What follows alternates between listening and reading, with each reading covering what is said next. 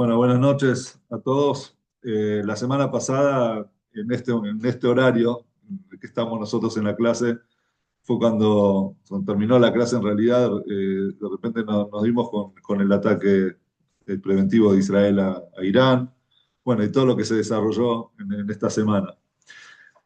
Y bueno, cuando uno habla de la tierra de Israel, de Eretz Israel, es una tierra en la que los ojos de nuestro pueblo están puestos en ella. 3 veces al día nosotros rezamos mirando hacia Jerusalén, hablamos de Jerusalén, todos nuestros rezos, pedimos el retorno a Sion, la reconstrucción del Bet HaMikdash, etcétera.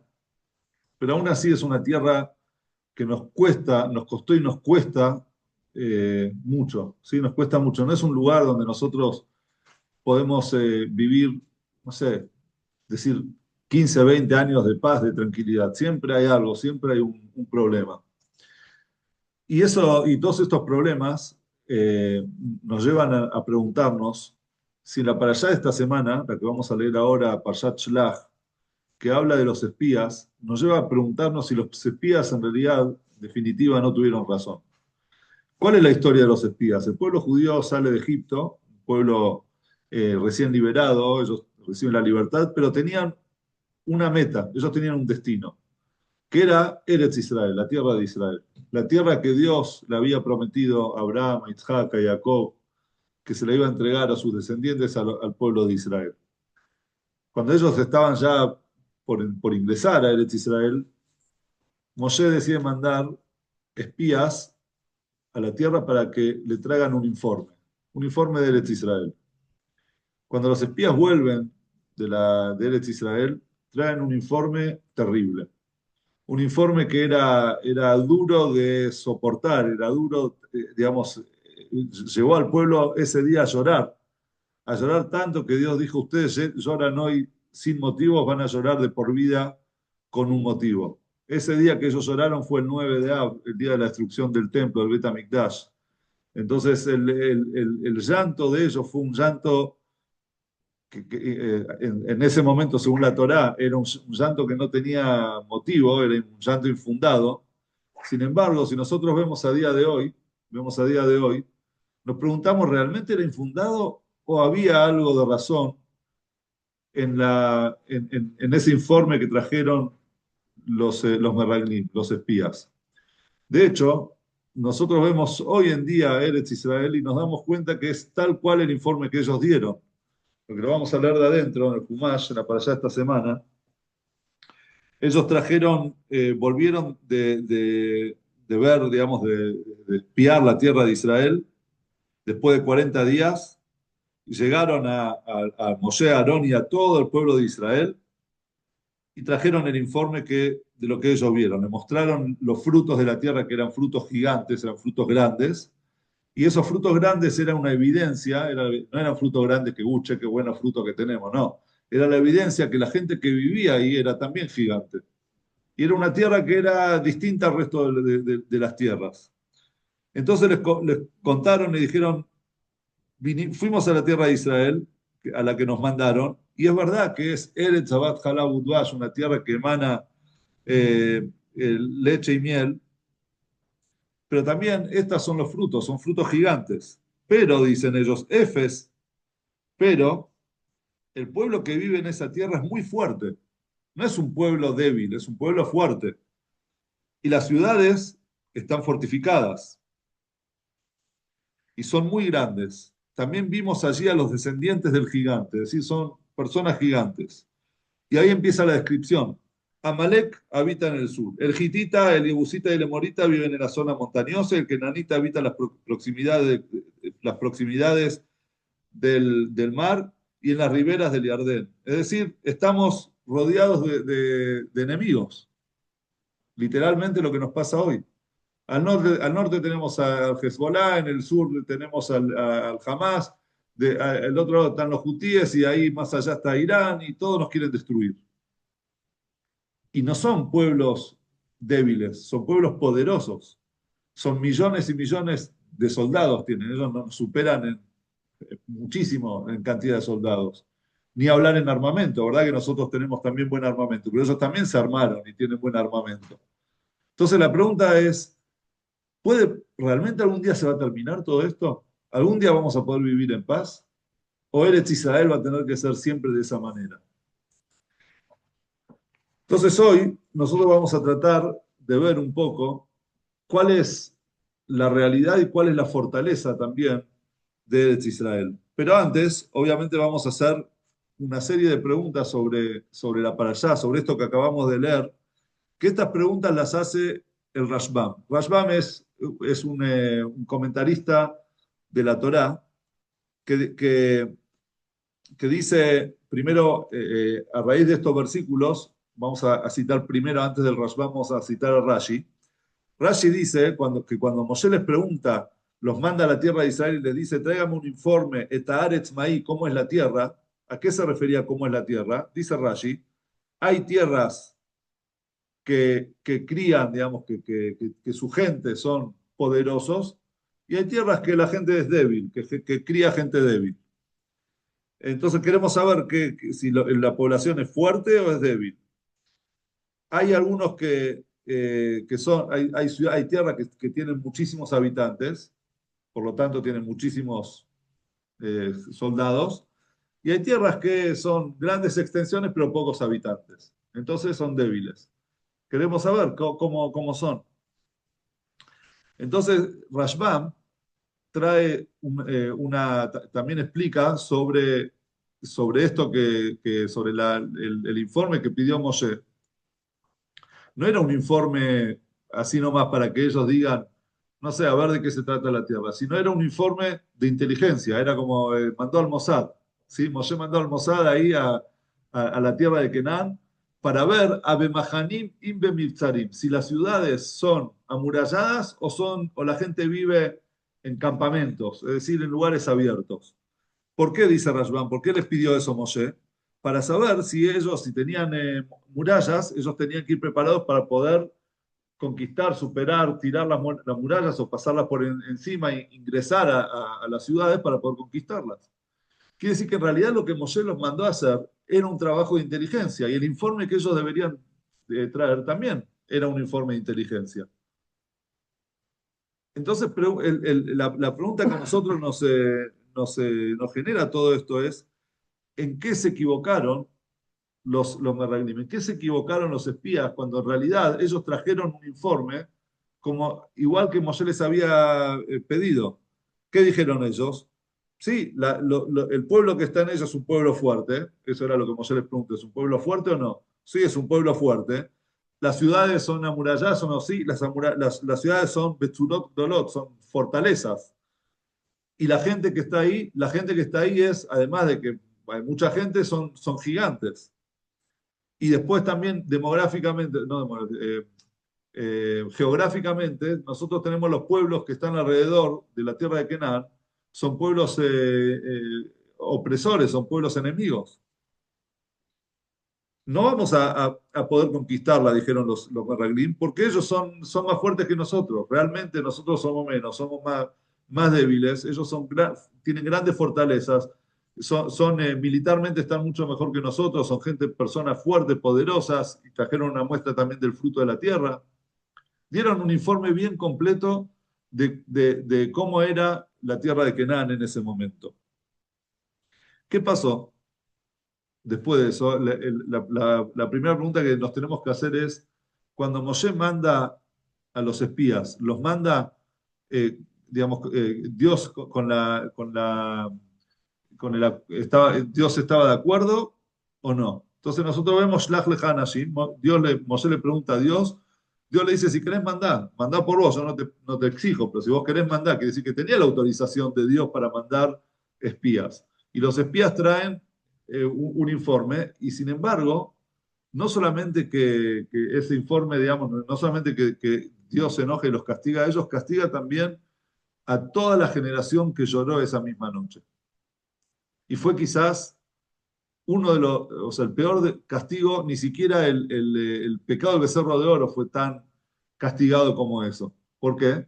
Porque Dios dijo, a partir de acá se terminó. Esta generación con ellos no podemos entrar en Israel.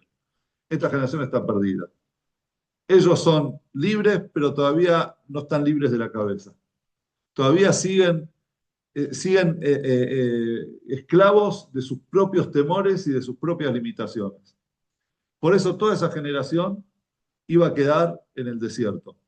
Y la generación nueva iba a ser la que iba a ingresar a la tierra de Israel. Y por eso los 40 años, por los 40 días que ellos estuvieron en la tierra de Canaán, fueron los 40 años que deambularon en el desierto hasta que la generación mayor había muerto, habían pasado, y a partir de ahí entró la generación más joven, ¿sí? Entonces, todos los años, en víspera del 9 de Av, que era el día en el que ellos lloraron por ingresar digamos, por el informe que habían traído los espías, cada uno tenía que cavar una fosa, la gente mayor de 60 cavaba una fosa y se iba a dormir en esa fosa. Al día siguiente, 15.000 de esas personas morían y eran enterrados en ese lugar. Los que no, esperaban un año, lo mismo. Todo víspera de Tisha B'Av, morían 15.000 personas, hasta que los últimos 15.000, en el año 39, antes de ingresar a la tierra de Israel, ellos se metieron y no pasó nada. Otro día fueron a dormir tampoco, otro día no había muerto nadie. Entonces pasaron los días hasta que el 15 de Av, cuando ellos vieron la luna llena, se dieron cuenta que no habían muerto, ya había pasado el 9 de Av y no murió nadie, se dieron cuenta que Dios los había perdonado y por eso es la alegría de uno de los motivos que tuve Av, es una fiesta tan alegre para el pueblo de Israel, porque dejaron de morir la gente del desierto, aquellos que habían llorado por, por el informe de los Meraglim. Nosotros vemos entonces la gravedad que tenía ese informe, lo que provocaron los Meraglim, los espías, con el pueblo de Israel y el castigo que Dios les dio. Entonces la pregunta que es de todo, que salta y que el mismo Ramban, Nachmanides la hace, dice, ¿por qué? ¿Qué hicieron mal? ¿Cuál era el problema de los Meraglim? ¿Por qué un castigo así? De hecho, ellos hicieron lo mismo, hicieron lo que Moshe les había pedido que hagan, y después vamos a ver que el mismo Moshe también les había dicho al pueblo de Israel las mismas cosas o peores que las que las que dijeron los Meraglim. Entonces Nachmanides pregunta, ¿qué hicieron de malo los Meraglim, los espías? Y Moshe les pidió, le dijo, vayan a ver la tierra, espíenla, fíjense cómo es el pueblo, cómo es la gente, cómo es todo, cómo son las ciudades. Y ellos volvieron y dijeron exactamente lo que Moshe les pidió. Entonces pregunta Ramban, ¿qué quería Moshe? ¿Que les mienta? ¿Era mejor mentirle a Moshe y decirle, no, son ciudades eh, abiertas, la gente de ahí no, son todos débiles, no, es muy fácil, no hay armamento, son fáciles de conquistar? ¿Por qué van a mentir? ¿Sí?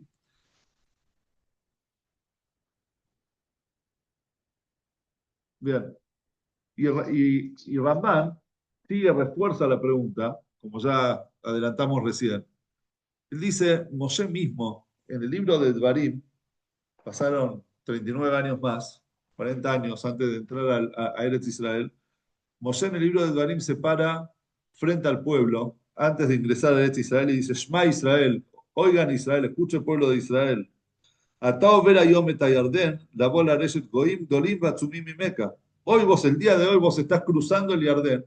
Si ahora dentro de poco ustedes van a estar cruzando el Yardén para conquistar y heredar pueblos que son más grandes y más fuertes que ustedes, con ciudades grandes y gigantes, o sea, y grandes y fortificadas hasta el cielo, Bayamay. Ahora lo vamos a leer acá. Dice, escucha Israel, hoy cruzas el Jardín para ir a conquistar naciones más numerosas y más poderosas que tú, con ciudades grandes y amuralladas hasta el cielo. Son un pueblo grande y su gente es alta, son gigantes. Tú los conoces y ya escuchaste decir sobre ellos, todavía Moshe les dice, ustedes ya escucharon hablar de esa gente. ¿Qué es lo que escucharon hablar de esa gente? ¿Quién puede quedar en pie frente a un gigante? Eso es lo que la gente decía. Che, mirá, ¿quién puede quedar en pie frente a esos gigantes? Es decir, Moshe les está diciendo, escuchen, ustedes van a entrar ahora a una tierra que es imposible. Gente gigante, poderosa, ciudades amuralladas, y eso ustedes tienen que conquistar. Entonces, Moshe también les estaba diciendo peor que lo que le dijeron los espías. Entonces pregunta Nachmanides, Ramban pregunta, dice, ¿cuál es el problema de vuelta de los Meraglim? ¿Por qué a ellos se los castiga y a Moshe no se los castiga? ¿Qué hicieron de mal?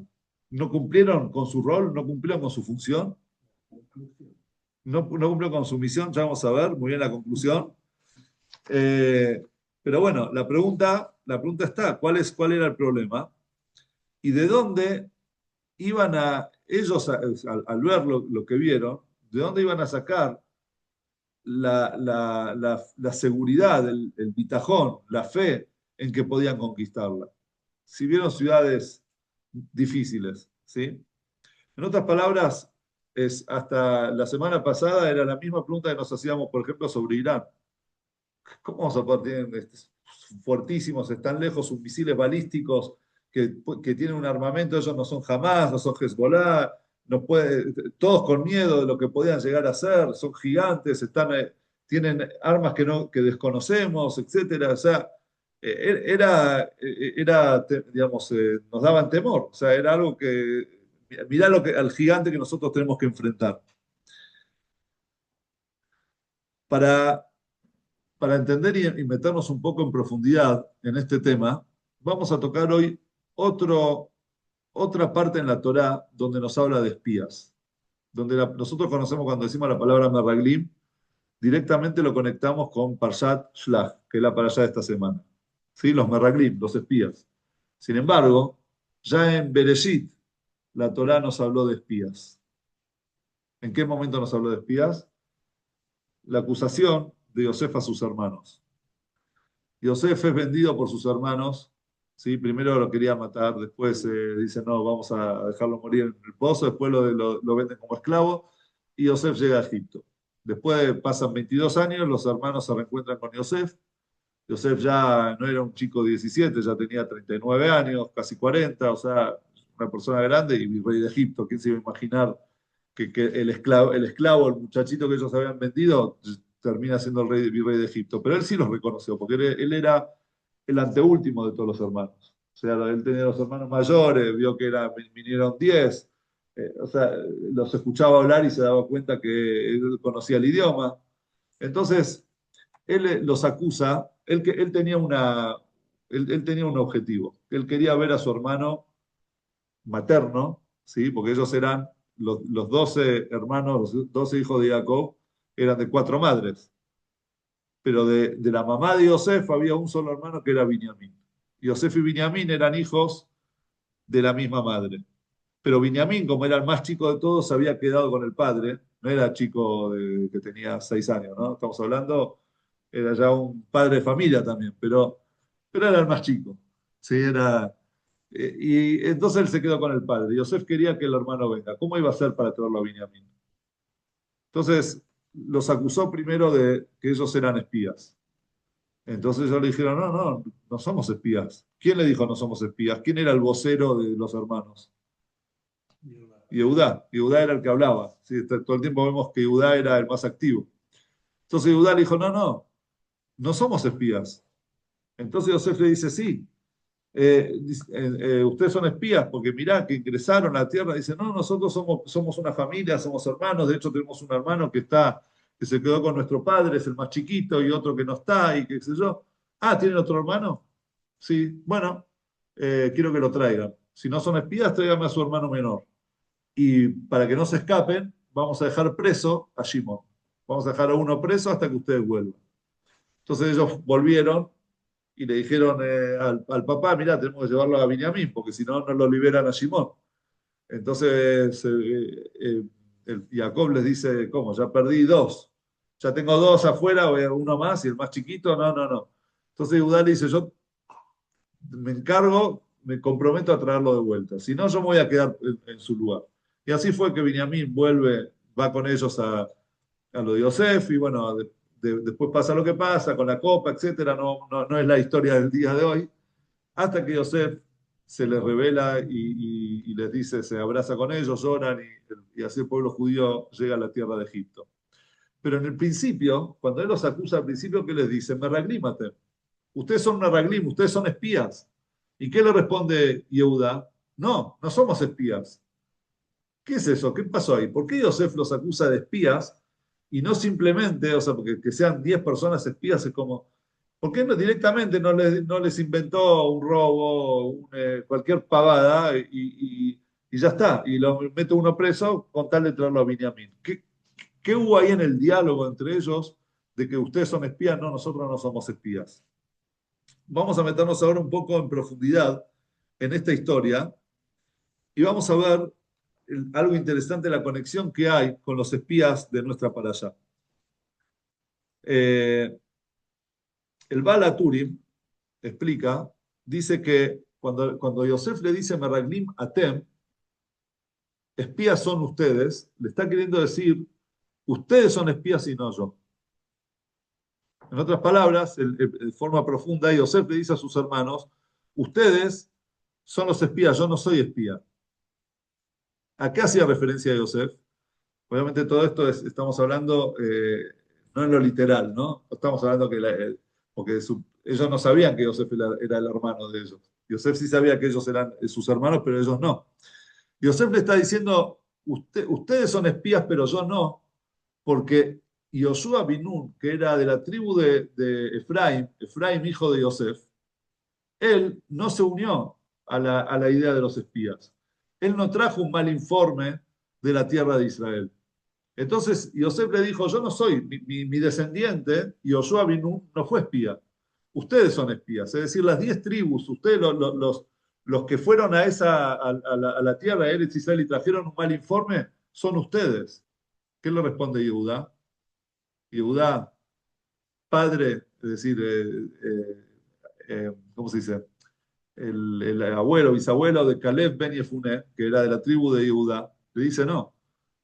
Eh, ¿Cómo le dice? Lo ayú abadeja meraglim. Tus siervos no fueron meraglim, no fueron espías. ¿Por qué? Yehudá le estaba diciendo a él, ojo, de mí salió Caleb, que tampoco se unió a la idea de los espías. De hecho, ¿quién fue el que le dijo, que cayó al pueblo y les dijo, escuchen bien, nosotros sí vamos a poder conquistarla? Fue Caleb, fue mi descendiente. Y dice el Baal HaTurim algo interesante, la palabra los hayú, no fuimos espías, la palabra no fuimos es begimatria, tiene el mismo valor numérico que la palabra Caleb. Entonces, lo ayú abadeja abadim, Caleb no fue, tu siervo no fue tampoco de los meraglim. Es decir, le está diciendo, no solamente vos no estabas en la idea de los meraglim, yo y Yehudá tampoco estaba en la idea de los meraglim. Entonces, esta charla entre Yehudá y Yosef genera muchas preguntas. O sea, ¿qué están hablando? ¿Qué tiene que ver la conversación de ellos con los meraglim? Y de hecho, nosotros eso lo vamos a responder al final, ¿no? Pero vamos a seguir haciendo más preguntas y nos vamos a meter un poco en la parte cabalística. El Arizal, vamos a citar al Arizal. El Arizal dice, va más allá todavía y dice que las almas de los 10 hermanos de Yosef se habían incorporado, digamos, se habían reencarnado en los 10 meraglim que habían ido a ver la tierra de Israel. Y por eso cuando la Torá nos habla de los meraglim, de los espías, dice, Kulam Anashim, eran todos Anashim, es hace referencia a gente importante, ¿sí? Anashim, personalidades, para decir, todas eran personalidades. Rashei Bnei Israel Hema, las cabezas de los hijos de Israel eran ellos, eran los líderes de los hijos de Israel ellos. Y no dice el Arizal dice, no dice Rashei Alfe Israel, de los miles, las cabezas, los líderes de los miles de Israel eran ellos, sino dice de los hijos de Israel. De acá vemos, dice el Arizal, que ellos tenían una parte de la Neyamá de ellos, el alma de ellos era la Neyamá de los Bnei Israel, de los hijos de Israel, que quién era Israel y Jacob. O sea, de los hijos de Jacob, es decir, de las 12 tribus de Israel, 10 eran una reencarnación.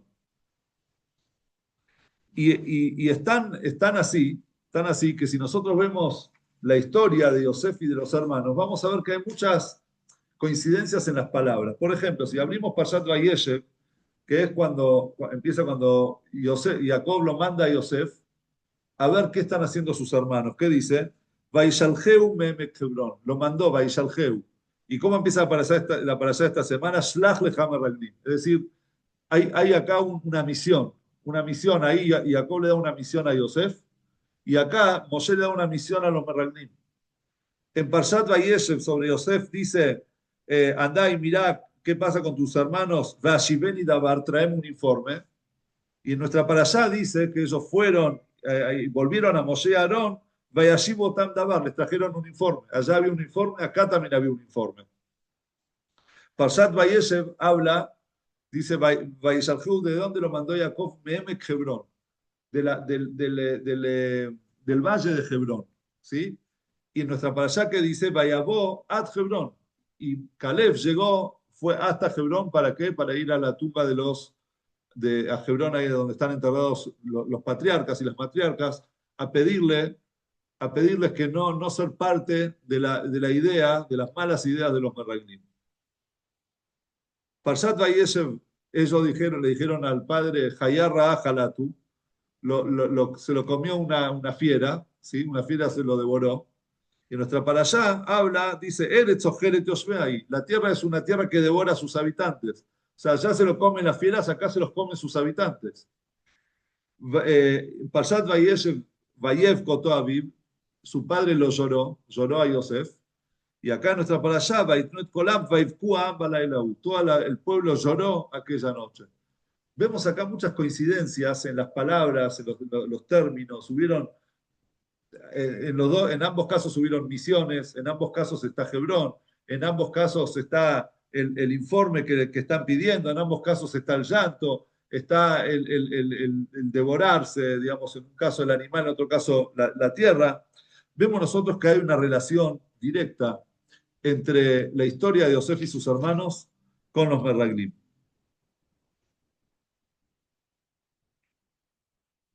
Al punto de que después Yosef les dice a ellos, ustedes son los Meraglim, yo no soy, yo primero fui por misión de mi padre, pero yo ya, ahora que estoy en Egipto, ya no estoy en esa misión. Ahora ustedes son los de la misión, o sea, ustedes son los Meraglim ahora. Es como que se cambió, se invirtió la historia y Yosef empezó siendo un Meragel, empezó siendo el espía que fue a espiar a sus hermanos y que tenía que traer un informe. Y ahora Yosef los acusa a ellos que ellos son los Meraglim, que ellos son los espías. Entonces, ¿qué es esta historia? ¿Por qué? ¿Cuál es la relación entre la historia de Yosef y los hermanos con la historia de nuestra parashá, que es la historia de los Meraglim, la historia de los espías? Entonces, vamos a ver ahora, a- vamos a dejar la parte de Yosef para después, y vamos a enfocarnos en la historia de los Meraglim y cuál era el problema. Si antes dijo Marcos, el problema no era lo que dijeron, sino cómo lo dijeron. ¿O cómo habías dicho? La conclusión. No vamos a poder. Pero también la forma en la que ellos dijeron era el tono como uno lo dice, a veces es el problema. Entonces viene la primera respuesta, obviamente no es la respuesta con la respuesta que nos vamos a quedar, porque vamos a ir siempre más en profundidad, pero la pregunta es si ellos, cuando vinieron y trajeron el informe, estaban buscando soluciones para problemas o estaban buscando problemas para las soluciones. ¿Sí? Hay gente que trata de buscar soluciones. Y hay otra gente que a cada solución que vos le das le busca un problema. Entonces decís, bueno, pará, nunca vas a avanzar así. Si cada solución que te doy, ni siquiera la pensás como solución, ni siquiera la querés probar, y ya enseguida la rechazás porque le buscás problemas a la solución, entonces no tiene sentido. ¿Sí?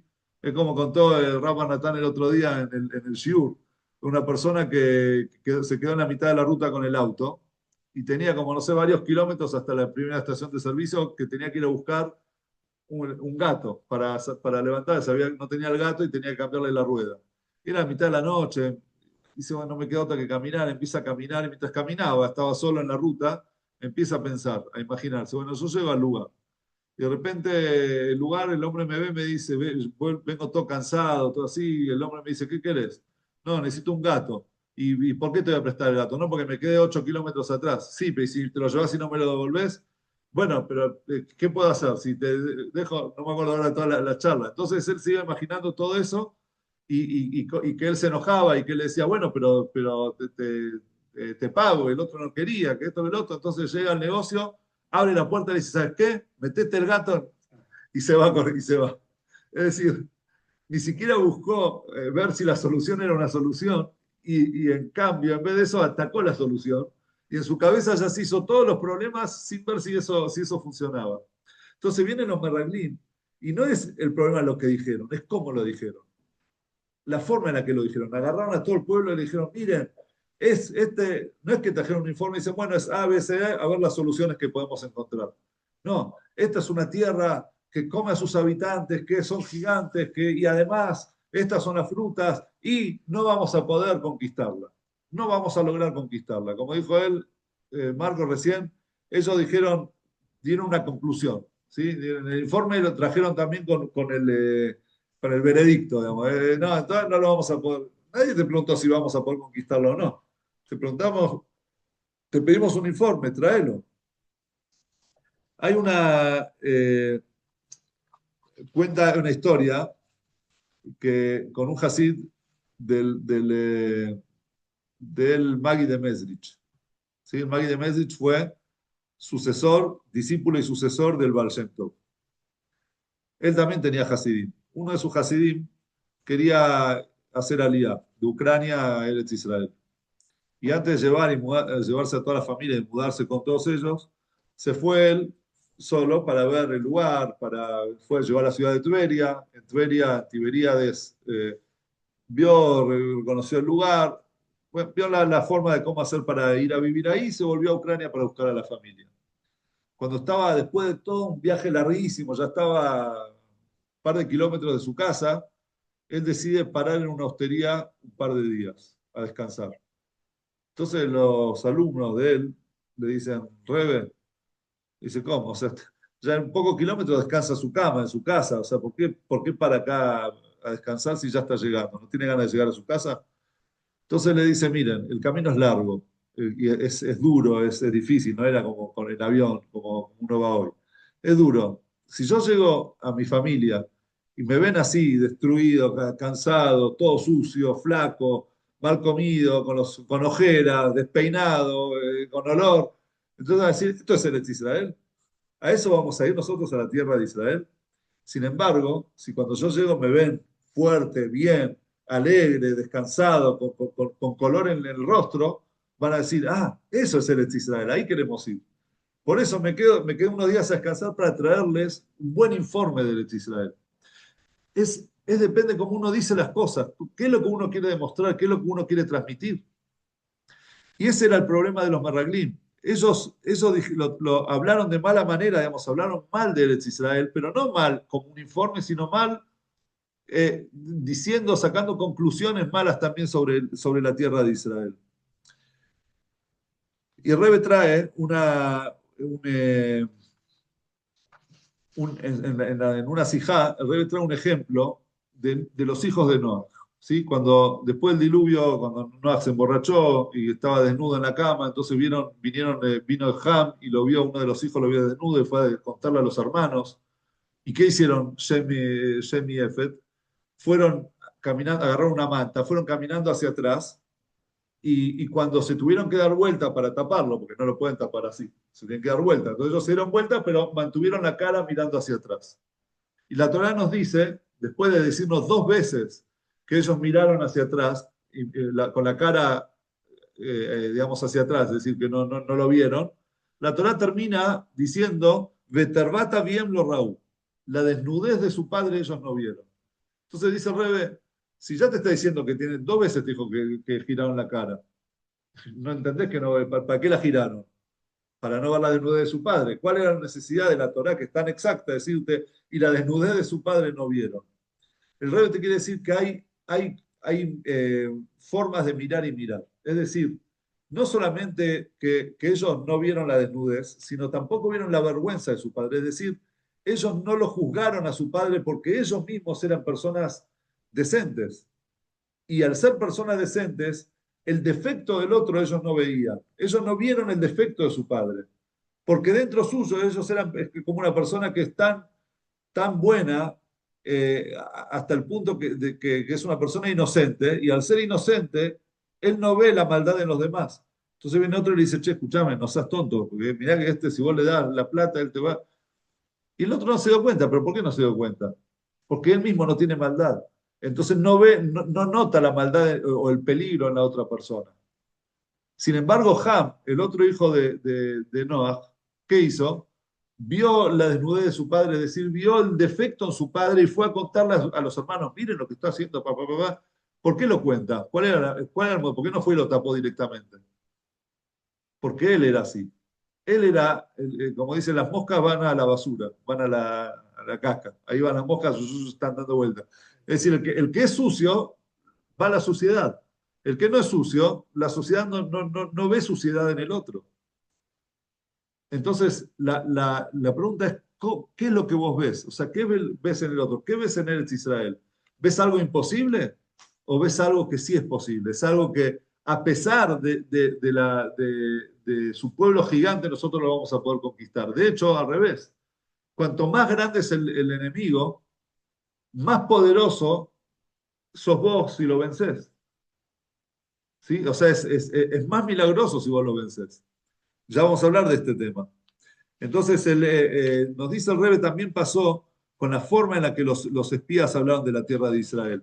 Hay quienes van y dicen, van y ven un defecto en el otro y se lo dicen en secreto, y hay quienes lo ponen en todos los estados de WhatsApp, Instagram y qué sé yo, para hablar. ¿Y por qué? ¿Por qué no te acercás y le hablas en privado? Y para algo relacionado con esto está en o sea, se ve, está insinuado en las palabras de Rashi que abren nuestra parashá. El primer Rashi de nuestra parashá, de Parshat Shlach, Rashi pregunta lo siguiente: Lama nismeja Parshat Meraglim y Parshat Miriam. ¿Por qué están unidas? ¿Por qué se unieron? O sea, ¿por qué está una al lado de la otra? La parashá, es decir, la historia de los espías, al lado de la historia de Miriam. ¿Cuál es la historia de Miriam? Que vino después. ¿Cómo? De Moshe. Ella habló mal de Moshe y le vino perdón, está antes, dije esto. Le vino el tzara, la lepra. ¿Sí? Entonces, seguido, después eso fue la semana pasada, y esta semana empieza Parshat Meraglim. Pregunta Rashi, Lama Nismeja Parshat Meraglim y Parshat Miriam. Y viene cualquier persona y va a decir, porque cronológicamente pasó después. Entonces, ¿cuál es la pregunta de Rashi? ¿Qué estás preguntando, Rashi?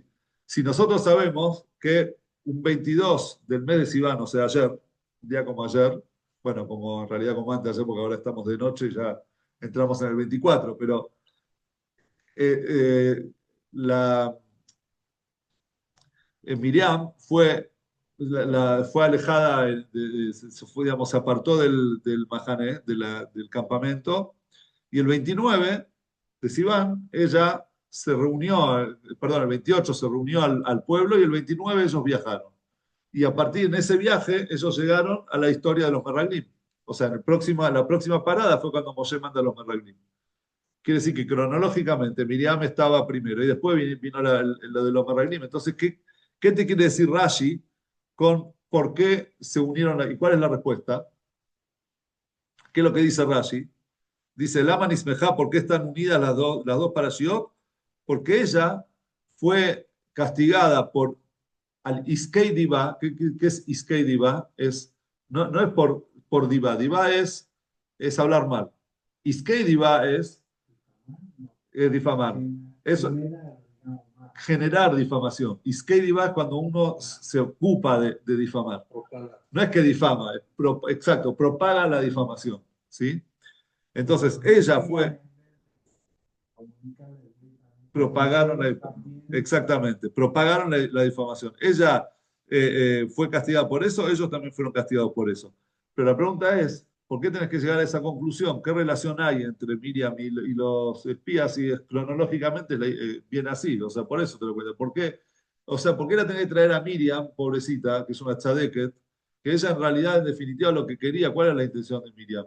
Que Moshe vuelva a unirse con su esposa. Moshe se había separado de su esposa y ella que quería que Moshe siga cumpliendo la mitzvah de procrear, de traer hijos al mundo, de unirse con su mujer. Es más, si nosotros nos ponemos a pensar en quién era Miriam, gracias a ella nació Moshe, porque también su padre se había separado de su esposa, a raíz del decreto del faraón. ¿Y quién fue la que convenció a su padre de que se vuelva a juntar con su esposa? Miriam. Le dijo, papá, ¿vos tenés miedo de que te nazca un varón y lo maten?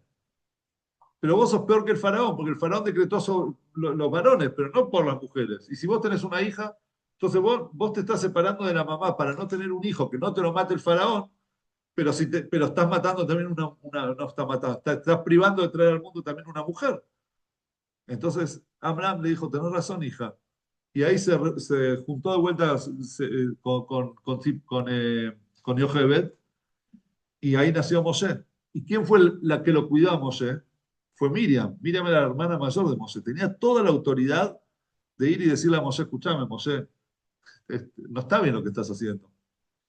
Entonces, ¿por qué tenemos que traerla como referencia de algo negativo a Miriam, que fue una tzadeket, cuando lo de los espías ya era suficiente como para que poder entender toda esta situación? No era necesario compararlos a Miriam si ellos mismos ya dijeron no vamos a poder conquistar la tierra. Ya está, ellos ya dieron una resolución a ese informe. Entonces ya era suficiente con la historia de ellos, no hacía falta traer a Miriam. Entonces, ¿qué hay en esa relación entre Miriam y qué es lo que nos quiere traer Rashi con eso? Entonces Rebe explica que en realidad el problema no era la difamación, el problema era la forma en la que se lo dice.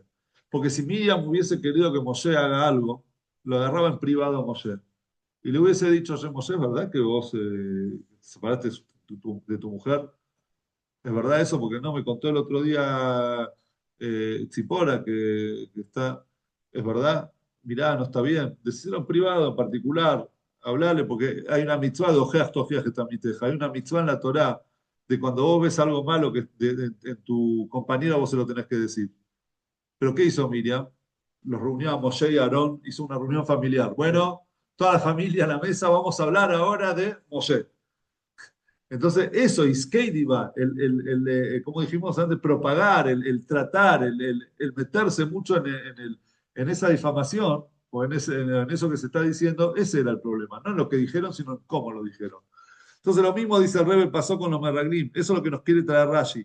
Los Meraglim, no era el problema el informe no estaba mal. El informe ellos mismos, Moshe mismo dio el mismo informe después.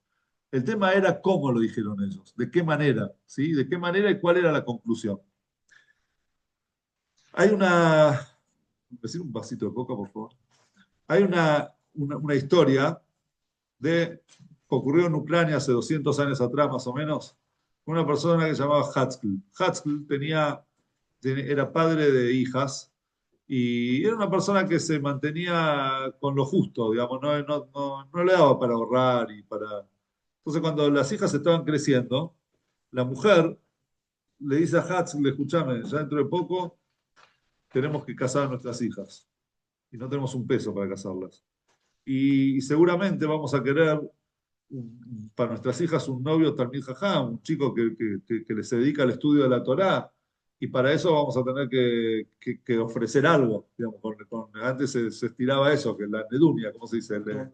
La dote. Viene con la hija la dote para que poder mantener después al yerno, que él pueda estudiar Torá y así. No tenemos un peso. Hace algo.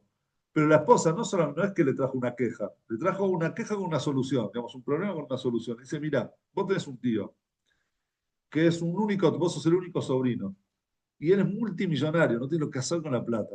Andá, hablale, capaz que de repente le hablás y él se sensibiliza y nos permite casar a nuestras hijas con holgura. Andá, hacelo. Bueno, no le quedó otra a Hatzky que no sabía que, bueno, está bien, mi esposa me pide, bueno, me está dando toda la solución, tengo que ir.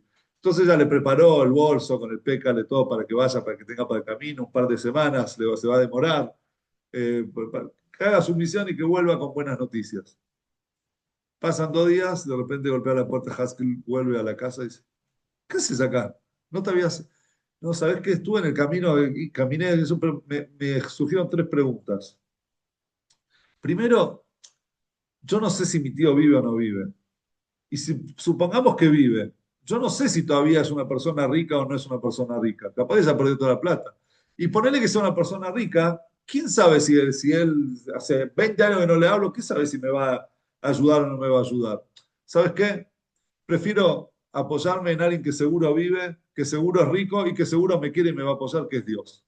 Dios seguro vive, seguro, o sea, seguro es rico y seguro me quiere y me va a ayudar. Ya está, yo voy a confiar en él. Bah, la fe de Hatzkel, la esposa, ¿qué le podía decir? Pasa un tiempo y de repente un día le toca el timbre el vecino, le golpea la puerta, no había timbre en esa época, el vecino Iván. Iván le dice, escuchame, Hatzkel, nosotros somos vecinos, la verdad que nos llevamos muy bien, siempre yo vivo solo, no tengo familia, vos sabés que no, estoy solo en la vida y ustedes siempre fueron para mí una familia. Ustedes siempre me abrieron la puerta, me trataron bien, me preguntaban cómo estoy, a la mañana me sonreían, me invitaban a un café. No tengo nadie más en el mundo que ustedes. Y ahora yo me estoy yendo de viaje a un lugar, no sé si voy a volver. Por las dudas, yo te digo, hay en el patio de mi casa, en el jardín de mi casa, enterré un tesoro de, de años, digamos, de ahorro que yo tengo.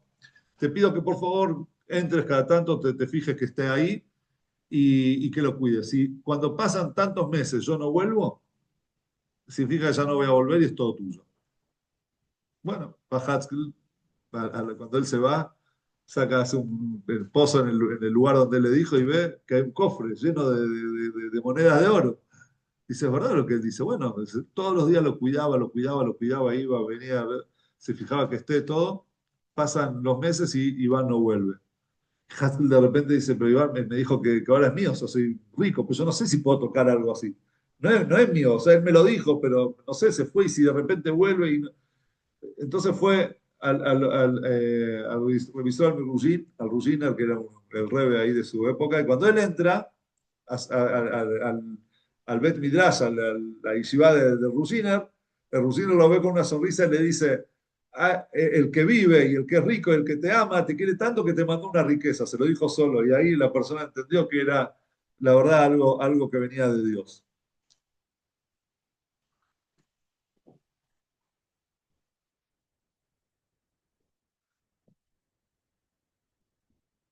¿Qué nos quiere decir esta historia? Nosotros vemos en la historia, en Moshe, cuando Moshe les dice a ellos, les dice, eh, le dice que el pueblo al que ustedes van a ir es un pueblo gigante, que todo el mundo le tiene miedo, etcétera, y sus ciudades están, son fortalezas.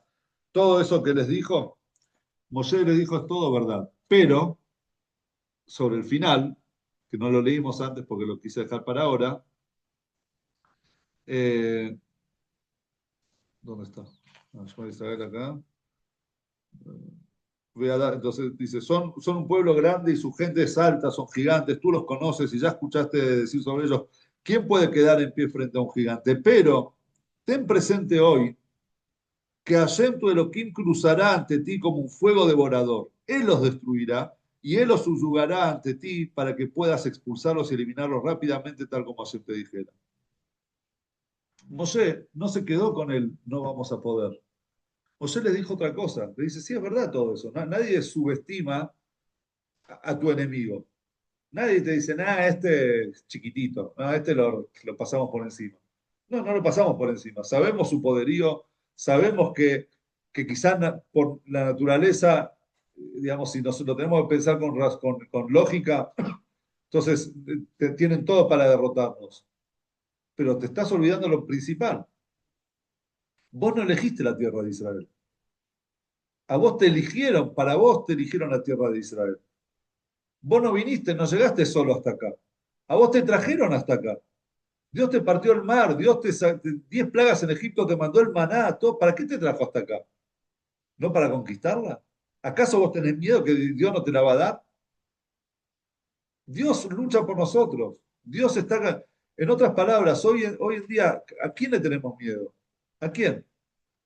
Pueden ser monstruos de ejércitos y todo lo que quieras, pero estamos viendo milagros. Es verdad que lamentablemente hay caídas y cada caída para nosotros es un dolor profundo y un dolor eterno, pero al lado de lo que estadísticamente pensaban que iba a pasar, que iba a ser, estamos viendo un montón de milagros. Y es verdad que nosotros tenemos un poderío e inteligencia buenísimo, pero ¿quién nos da a nosotros ese poder?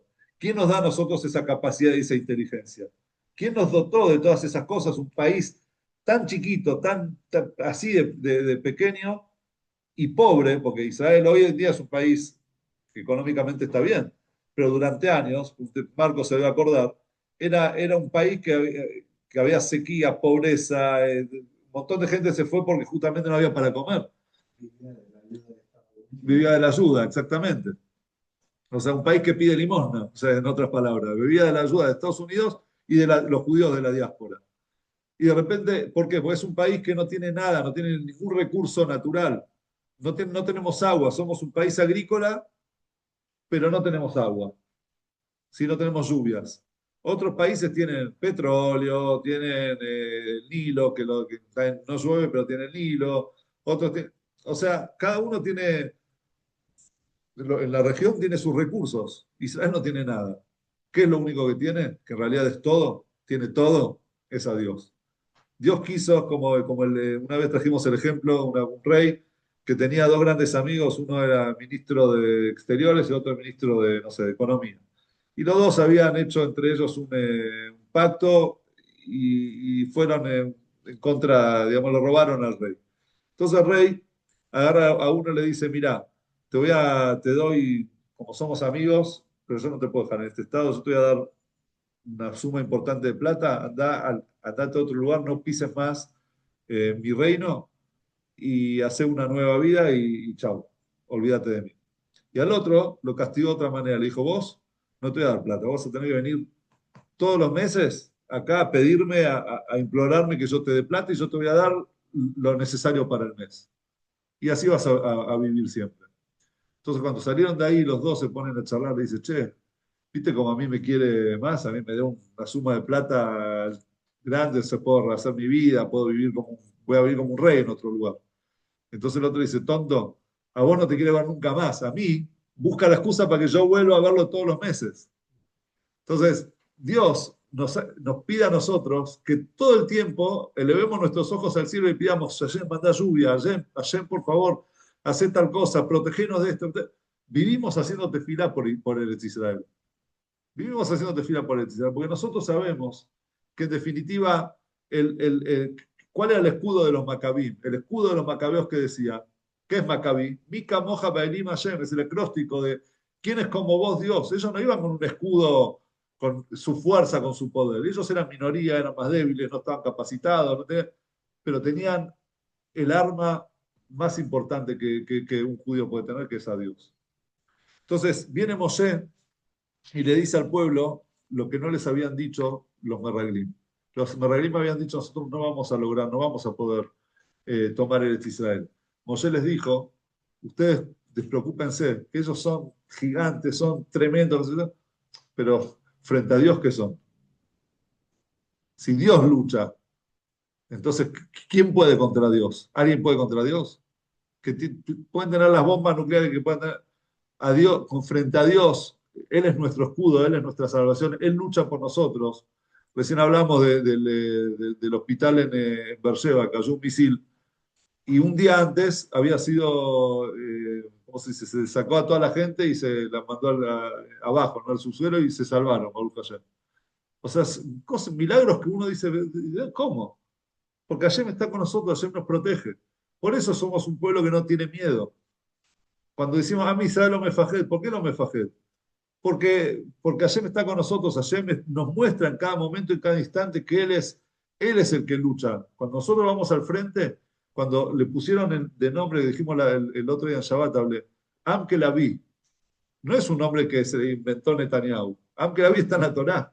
Es un versículo, él cita un versículo de la Torá que lo dijo Bilam Arashá cuando quiso, el malvado Bilam, cuando quiso maldecir al pueblo y nos bendijo, dijo que el pueblo de Israel es como un león, dice Yacub, no sé por qué lo traducen un león ascendente, pero es en realidad un pueblo como un león, Yacub se levantará, se erguirá, es decir, se va a levantar como un león.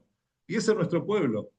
Con Am Israel no nos pueden pegar acá hasta que llega un momento que nos levantamos y con la fuerza de Hashem y a través de nuestro ejército, que la verdad cada uno pone lo máximo que tiene, vencemos a nuestros enemigos. Entonces, eso trae Rebe en una sijá. Él dice los Meraglim, los espías sabían del poder que tiene Dios. Digamos. Ellos sabían que nosotros estamos, Dios nos llevó hasta ahí. Entonces, ¿en qué consistía el problema? Primero, perdón, estoy pasando ya al próximo tema, pero hasta ahora Moshe, a diferencia de los Meraglim, había dicho, el que lucha es Dios. Y los Meraglim, en cambio, dijeron, no vamos a poder conquistarla. La pregunta es, ¿por qué los Meraglim dijeron, no la vamos a poder conquistar después de que ellos habían presenciado todos los milagros de Dios? Que ellos sabían que Dios todo lo podía. Y acá el Rebbe se mete en la profundidad del razonamiento de los Meraglim. Y dice, los Meraglim tenían un razonamiento que tiene su lógica, pero estaban equivocados.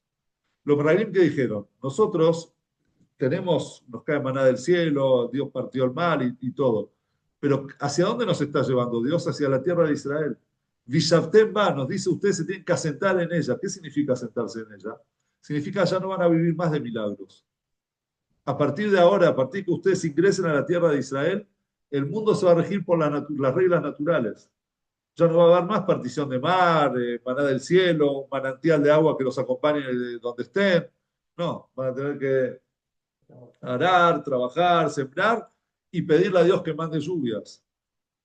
O sea, reglas naturales. Entonces vienen los marraglim y dicen, si son reglas naturales, entonces naturalmente, por lógica, no vamos a poder conquistarla. ¿Por qué? Porque ellos son gigantes, porque ellos son poderosos, porque ellos tienen ciudades están amuralladas, nosotros no. ¿Y cuál es entonces el error? Si era así, que realmente es como que los milagros de Dios revelados ya no iban a estar digamos, de forma revelada en Eretz Israel a partir de ese momento, y que las cosas iban a suceder según la naturaleza, y ellos por eso tenían miedo del pueblo que estaba en la tierra de Canaán. Entonces, ¿cuál es el error de ellos? La ecuación es lógica.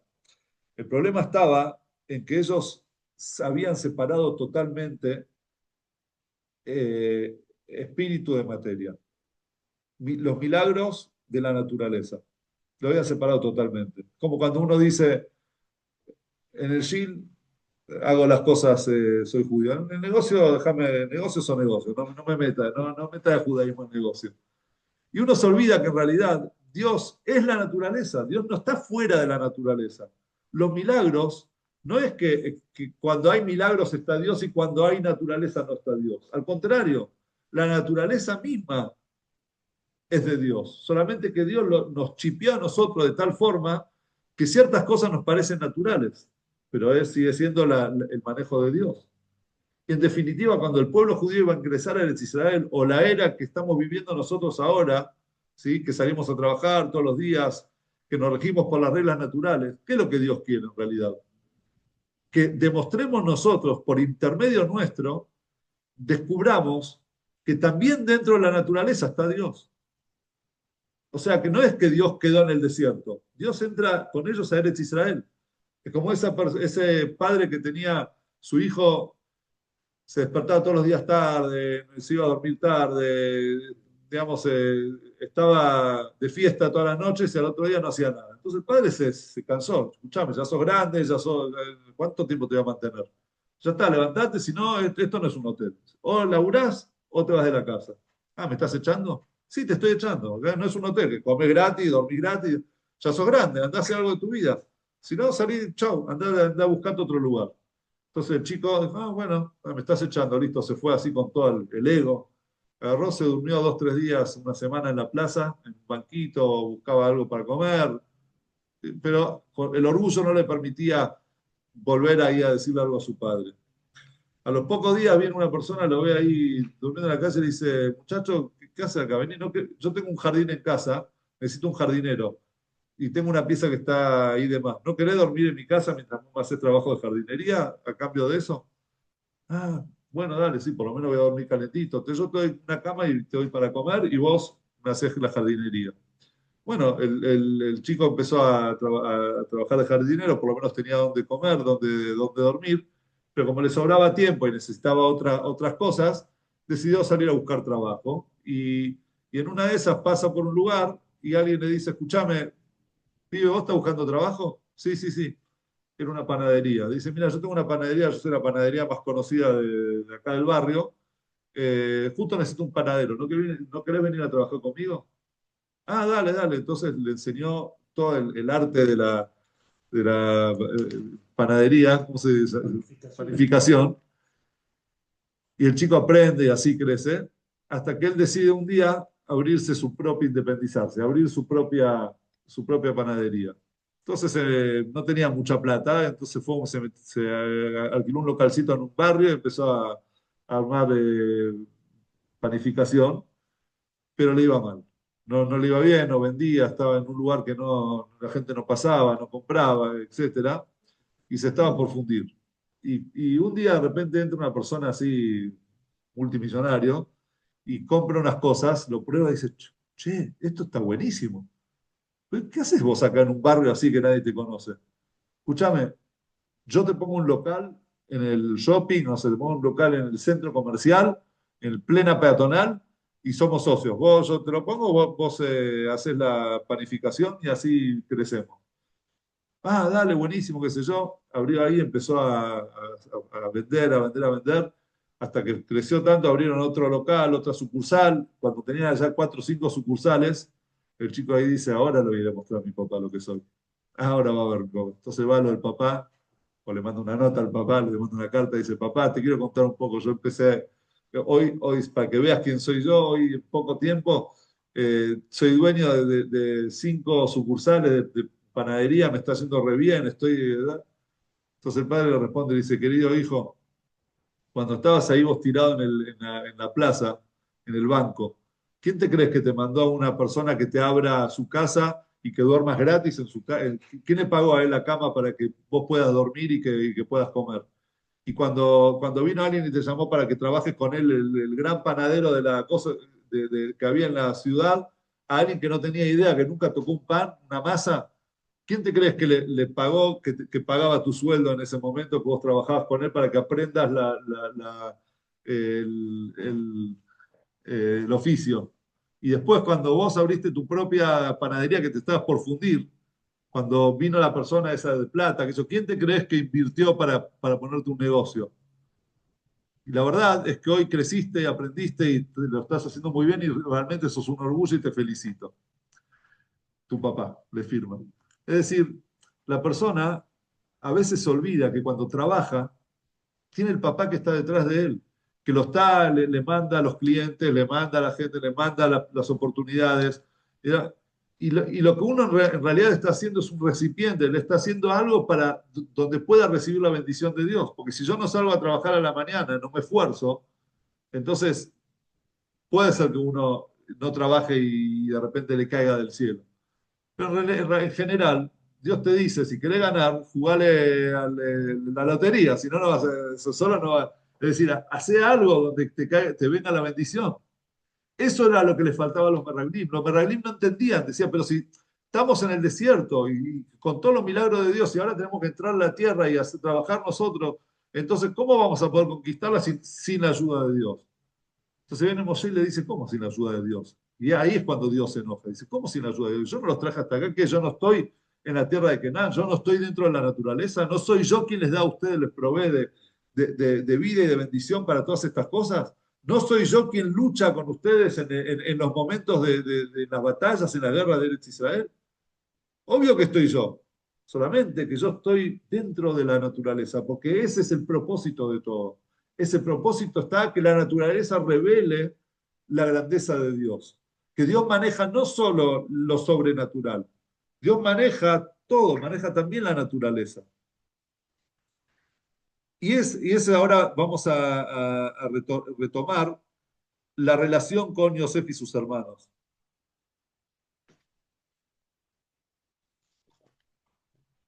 ¿Cuál era la diferencia entre Yosef y sus hermanos?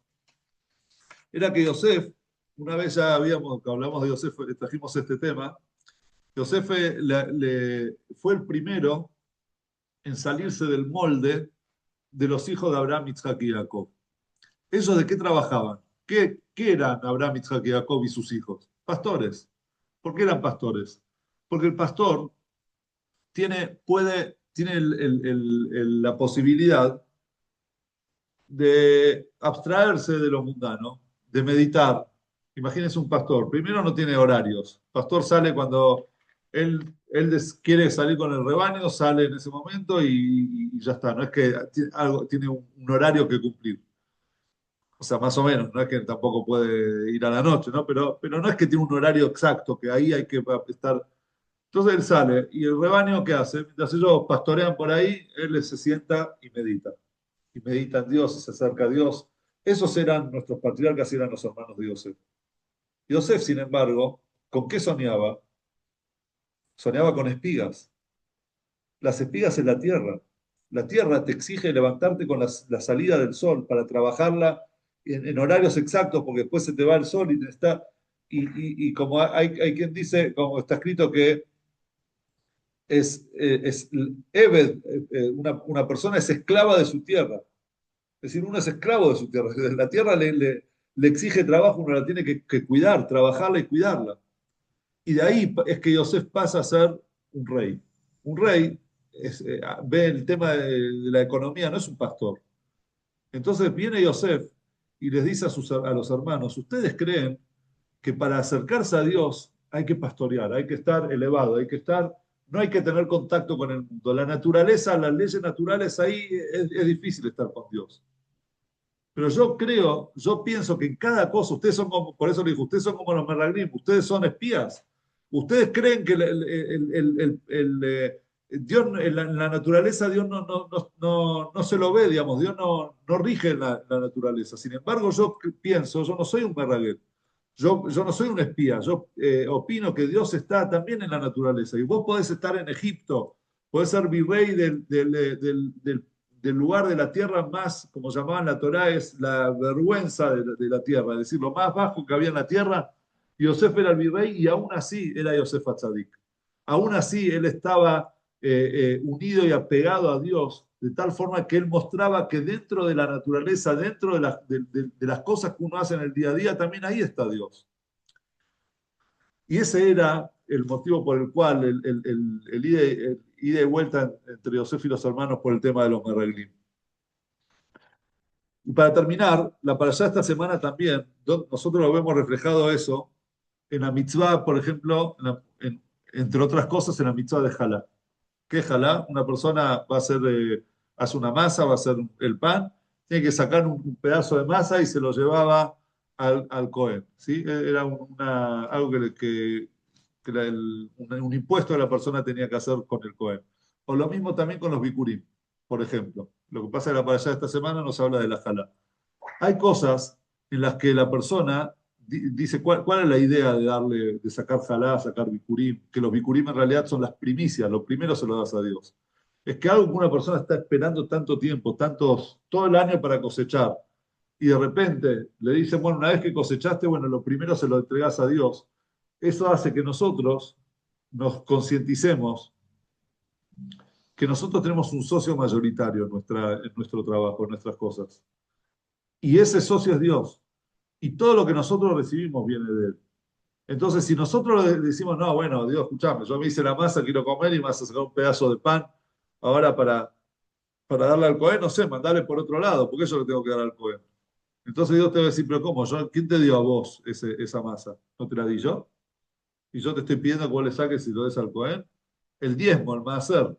¿Quién te dio a vos la plata, los ingresos, el trabajo? ¿Dónde te crees vos que viene el sustento? Es como el padre este que le dice al hijo, ¿dónde te crees vos? ¿Quién te mandó a vos? ¿Quién te pagó el sueldo cuando vos estabas trabajando en la panadería? ¿No soy yo? Entonces, dame mi parte. Mi parte es eso que te estoy pidiendo. Entonces, para allá esta semana nos enseña a nosotros toda esta historia de los Meraglim, es poder ver a Dios en cada cosa de nuestras vidas, en cada momento de nuestras vidas, cuando creamos, nosotros creemos que en realidad la naturaleza, las cosas que nos pasan, nos están ahogando, que sepamos que hay alguien que vive, que es rico y que nos ama, que nos quiere, que nos va a venir a salvar. Confiemos en Hashem. Cuando nosotros estamos en momentos de guerra y que de repente no sabemos ante la incertidumbre de lo que podría llegar a pasar, una amenaza que puede llegar a amenazar, alguien puede amenazar a Dios. Si nosotros creemos que es nuestro poder, entonces nos podemos sentir amenazados. Si nosotros creemos que si nuestra lucha es con nuestro poder, poder natural, entonces puede ser que ahí hayan factores que no podamos superar.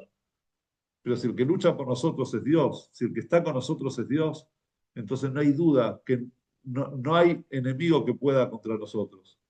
Y en definitiva ese es el secreto de un pueblo que vive 3.300 años con 3.300 años de persecución, porque siempre nos quisieron perseguir, siempre nos quisieron matar, siempre nos quisieron aniquilar, y aún así nosotros existimos.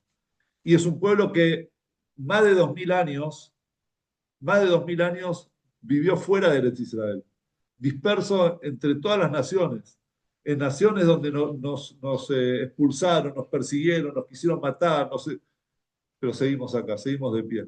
Y hoy estamos en nuestra tierra, en Eretz Israel, una tierra pujante, fuerte, con un ejército fuerte, con todas las bendiciones que nosotros tenemos de Dios.